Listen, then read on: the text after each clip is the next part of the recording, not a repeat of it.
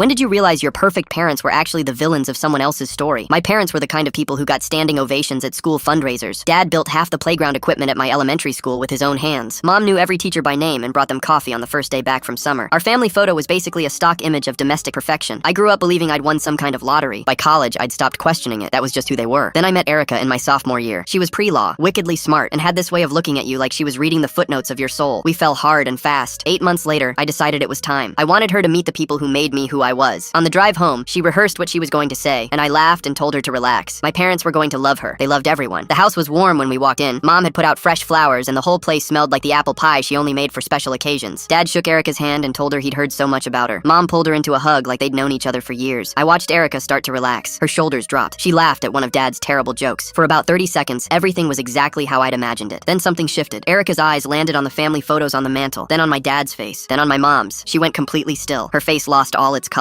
She pulled her hand away from my mom and stepped back. She said she needed to step outside. She said she wasn't feeling well. I followed her out, asking if she was okay, if she needed water, if something was wrong. She couldn't even look at me. She just kept walking toward her car, faster and faster, until she was practically running. She drove off before I could get in. I stood in the street watching her taillights disappear, my parents behind me asking what happened. I didn't have an answer. For 3 days, she ghosted me completely. No texts, no calls, nothing. When she finally answered on day 4, she sounded like a different person. She said she'd meet me at a coffee shop near campus. She said we needed to talk about my family. Erica was staring at her hands when I walked in. She didn't say hello. She just started talking. Like if she stopped, she wouldn't be able to start again. She told me she knew my parents. She'd known their faces her whole life. Her mother kept pictures of them hidden in the back of a closet. She wasn't supposed to find them, but she did when she was 12. She asked me if I knew what my father did before his consulting business took off. I said real estate investments, some partnerships. She laughed, but there was no humor in it. 15 years ago, her father ran a logistics company, small but profitable. My dad approached him about merging operations. Her father trusted him. Within 18 months, the accounts were empty. Client contracts had been quietly transferred. The books had been cooked so badly it looked like her father was the one stealing. He lost everything trying to prove his innocence. The business, their house, their retirement. Her parents' marriage barely survived. Her father didn't. She was 9 when he took his own life. She grew up with one photo of him on her nightstand and 2 photos of my parents in her mother's closet, the people who got away with it. She looked at me for the first time. She said she didn't blame me, but she couldn't look at my face without seeing theirs, and she couldn't keep pretending she didn't know where my life came from. The relationship ended a few weeks later, not with a fight, just a slow fade. She couldn't look at me without seeing them, and I couldn't look at myself without wondering what I was built on. I drove home and confronted my parents. I wanted them to deny it, to explain, to tell me Erica had it wrong. My dad said her father was a bad businessman who blamed everyone but himself. My mom said some families just don't make it. They didn't apologize. They didn't even pause. It's been almost a year. I still go home. I still let them pay for things. I still laugh at Dad's jokes and help Mom with the dishes. And every single time, I think about a 9-year-old girl finding her father. I think about the photos in the closet. I think about what my comfortable life cost someone else. I used to think my parents were proof that good people exist. Now I'm not sure what they are or what that makes me.